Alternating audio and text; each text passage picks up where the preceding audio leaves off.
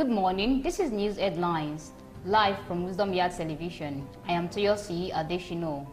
The news headlines: interest rate, private sector fears loan repayment crisis. Reps panel to probe 40 presidential aircraft. Price hike, cement manufacturers deserve gas concessions to Minister. Now the news in details. Minister of Industry, Trade and Investment Doris Nkiruka Uzoka-Nite has asked that gas concession given to electricity companies be extended to cement manufacturers as a means of addressing the rise in the cost of operations which necessitated the hike in the product. Uzoka-Nite, who was represented by the Permanent Secretary in her ministry, Ambassador Nura Rimi, said this yesterday during an investigative hearing by the House of Representatives Joint Committee on Solid Minerals, Industry, Commerce and Special Duties. Cement manufacturers should be accorded the gas to light price as enjoyed by electricity distributors, she said.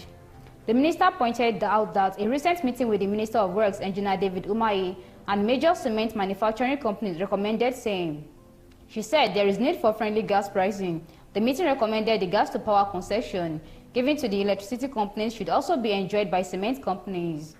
She identified some of the challenges facing cement manufacturers to include cost of gas, high import duty on spare parts, hard road network, high foreign exchange, and smuggling of cement to neighboring nations.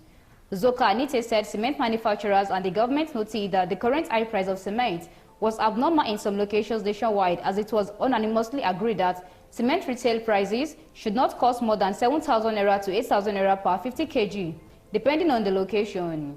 She said government advised cement manufacturers to set up a price monitoring mechanism to ensure compliance, adding that manufacturers had willingly accepted to do so and to sanction any of our distributors or retailers found wanting. She noted that the country was self-sufficient in cement manufacturing, with major players such as Dangote Industries Limited, Boa Group, and Lafarge Holcim. Members of the organized private sector and economists have expressed fear over the latest hike in the nation's benchmark interest monetary policy rate by the Monetary Policy Committee, saying the decision could significantly hamper economic operators' ability to repay their loans. At the end of its 295th meeting on Tuesday, the governor of the Central Bank of Nigeria, Olayemi Cardozo, who also doubles as the chairman of the MPC, announced the decision of the committee.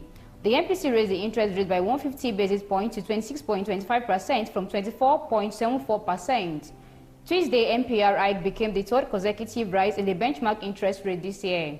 Since February, when the MPC resumed, the policymakers have increased the MPR by 750 basis points. The MPR was increased by 400 basis points from 18.75% to 22.75% in February. It was increased by 200 basis points to 24.75% in March. In a press briefing held after the MPC meeting on Tuesday, Cardozo defended the decision to hike the MPR again. Cardozo said the key focus of the MPC at this meeting remained to achieve price stability by effectively using tools available to the monetary authority to rein in inflation. Members observed that while year-on-year headline inflation in April 2024 rose moderately, that the month-on-month measures of headline, food and core all declined significantly.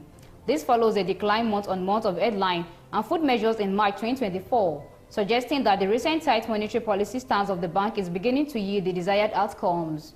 The MPC has maintained a hawkish stance as it battles inflation amid a challenging economic climate. As of April, Nigeria's inflation rate had risen to 33.69%.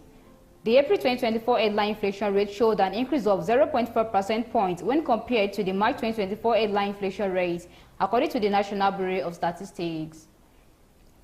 The House of Representatives Committee on National Security and Intelligence has resolved to constitute a technical committee to address issues concerning the frequent malfunctioning of the presidential aircraft. On Monday, May 20, 2024, the committee met with the commander of the Presidential Air Fleet, Air Vice Marshal Olayinka Olushola, behind closed doors at the National Assembly Complex, Abuja, to deliberate on the circumstances that resulted in the use of a chartered plane by President Bola Tinubu and Vice President Kashim Shettima recently. The president had in April flown in a chartered plane from the Netherlands to the Kingdom of Saudi Arabia to attend the World Economic Forum. A fortnight ago, the vice president cancelled his trip to the United States, where he was scheduled to represent the president at the 2024 U.S.-Africa Business Summit as a result of a faulty aircraft. Debating a motion of urgent public importance brought on the floor of the House by the chairman, House Committee on National Security and Intelligence, Ahmad Satomi, the lawmakers resolved to invite the National Security Advisor, Nuhu Ribadu, and the commander of the presidential fleet to offer explanations on the status of the aircraft in the presidential fleet in view of the huge annual budgetary allocations for their maintenance.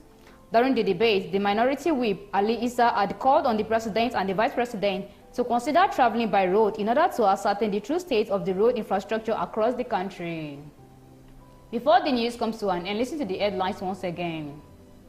Interest rate, private sector fears loan repayment crisis.